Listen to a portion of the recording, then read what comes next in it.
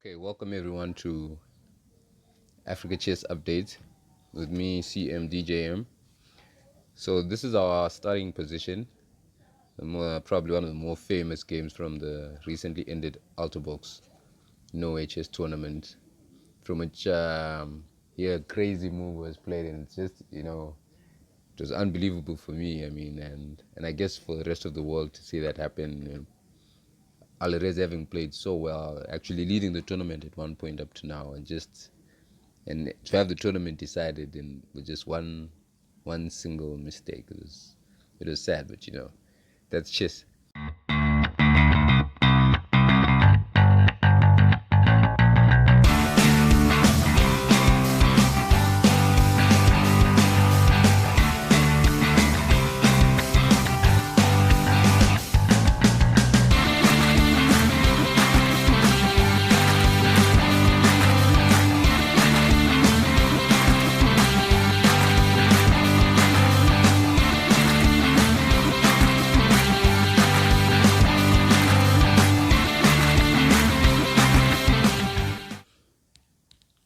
Okay, so now on to the $40,000 game.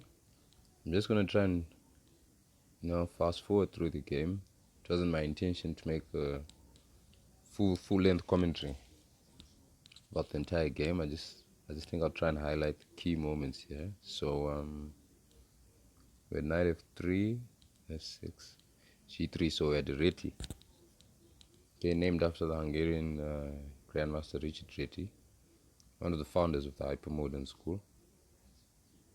I mean, these are the guys who came up with the idea of not occupying the center with pawns and allowing black to occupy the center, or allowing your opponent to occupy the center, and then always trying to undermine that center later on. Okay, so here after e4, we had d6, because obviously black can't take on e4. I mean, he can, but it's not to his advantage. Knight takes e4 can be met by either knight takes e5, which regains the material immediately, or knight takes e4 can also be met by rook e1, and you could always take back on e5. After d5 is d3. Plus, the black king is in the center, so it's always a bad idea to start complications when your king is still in the center. So d6 I think is the most principled move here. Okay, hold on.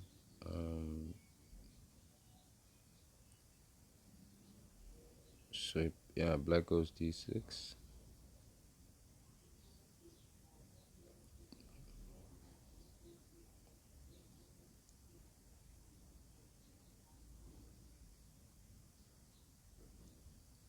Oh yeah, I messed up this bit.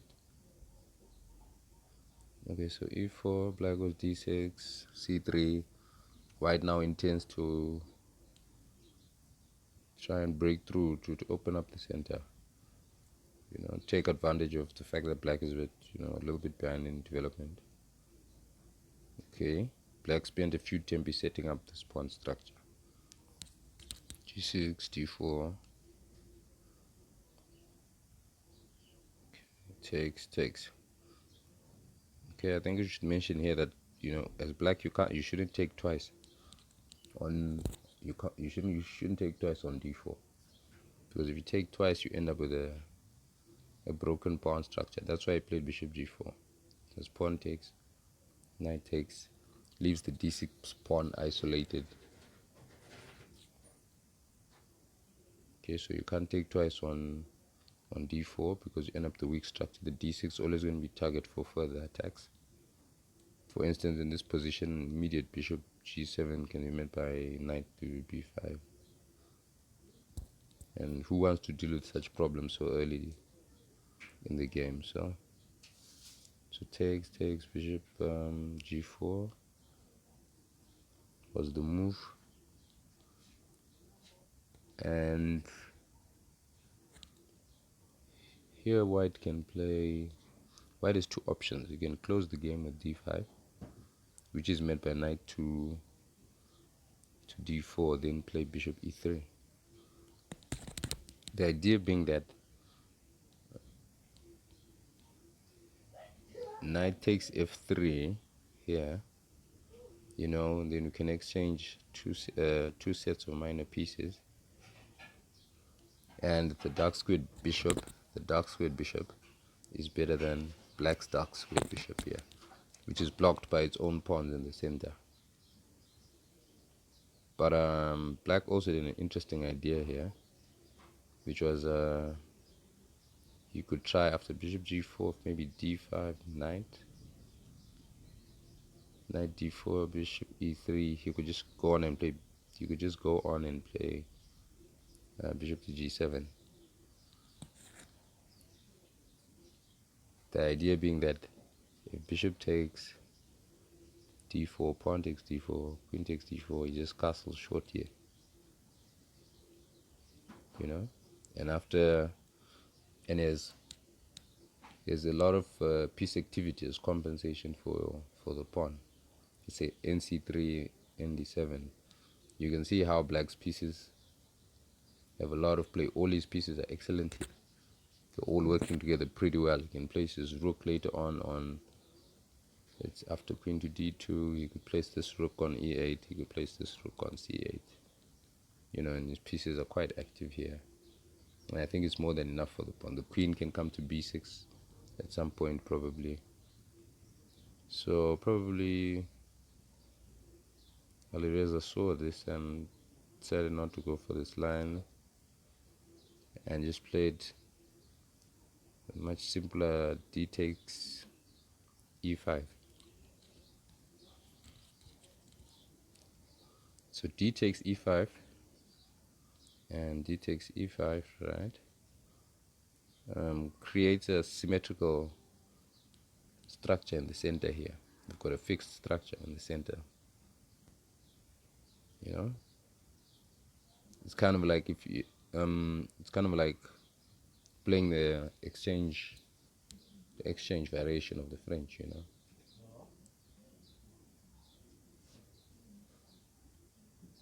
It's kind of like playing the exchange variation of the French.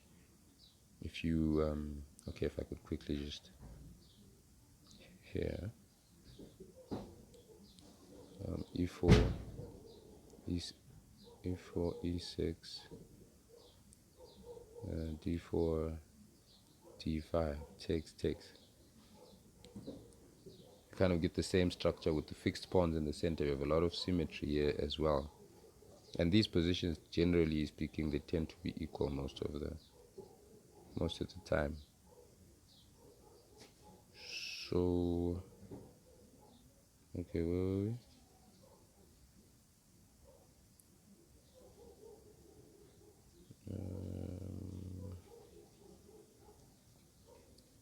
So my point is, Caruana, coming into this game, Caruana was 1 point, I think.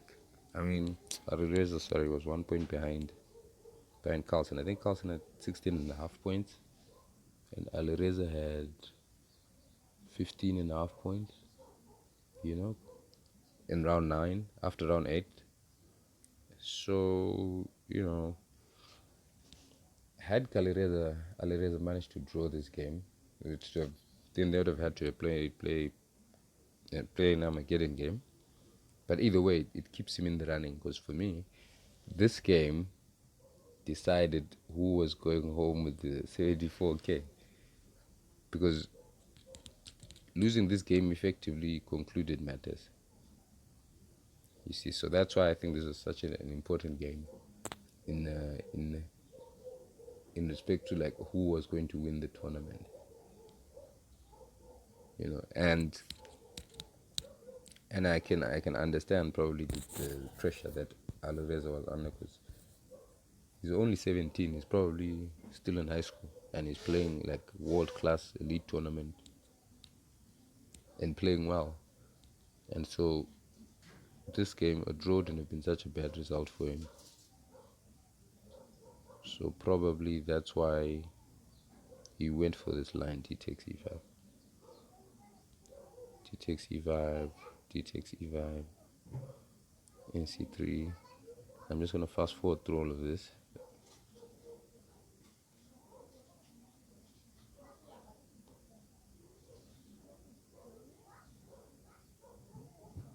Because there's really nothing special. If you look at this position, the white's position is a mirror of black's position. It's completely symmetrical.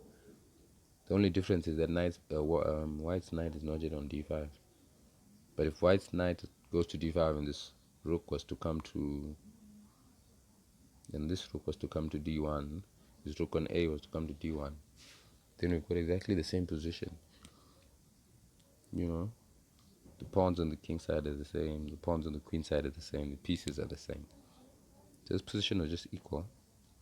So we're just gonna, I think there's nothing really special here. For now, just a series of exchanges. Okay, they shuffle around a bit. And here is where the exchange of the queenside pawns begin.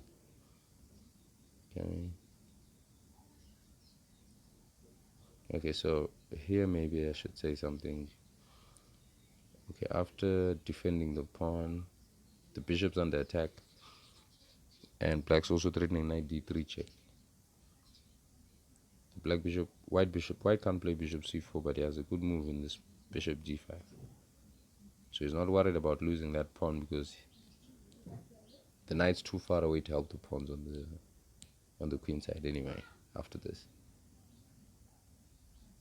So knight e3 here,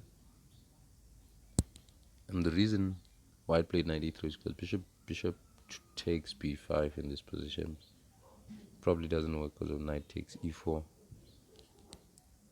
and you know he's attacking two pawns. Bishop takes b5, knight takes g3 check, king f3, and knight f5.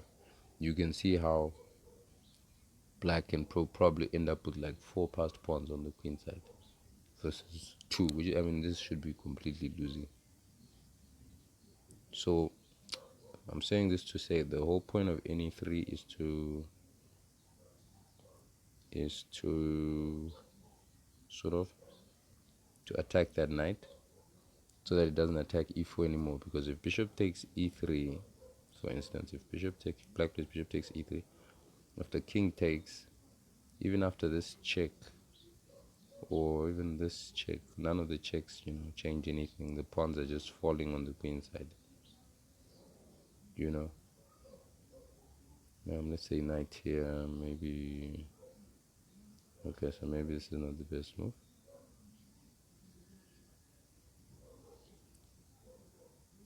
Oh yeah, king d2 and king e2 here solves that problem, and now white can gobble up the pawns on the queen side. Okay, so ne3, CARLSEN here, obviously being the genius that he is, played knight h1, that was met by knight f1. Now white's king side secure, he can take the pawns on the queen side, takes, and all the pawns just come off the board, attempting to trap the knight with king g2 and some more simplifying, just going for that draw.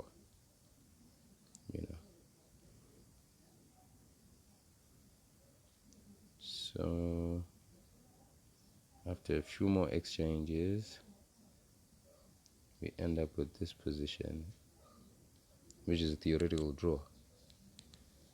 And it's quite sad. I didn't intend to do a commentary, but this game was a bit too heartbreaking. I think he really played well, because CARLSEN is known for his ability to grind, and he's used to playing these high tension games. He's played 4 world championship matches, and he can play for hours. So he knows how to push when he's got a small advantage and put that extra psychological pressure on an opponent. So, and I feel like maybe Alireza might not be as good at it. His nerves might not be as good as CARLSEN, obviously, because for the time being, because he's still getting experience, and this was a big event for him. And then doing so well, he was leading the tournament. I mean, he was exchanging the lead with CARLSEN, so they essentially were the contenders for tournament winner. And so I feel here, and this is our $40,000 position. If you want, you can pause the game here and see the after king. Which move would you play here? Black's last move was king d6. Which move would you play here? King c3, king d2, or king c2? So you can pause the video here, take a few seconds, and try and find the right continuation. Because white's a pawn down, but you can still draw this game.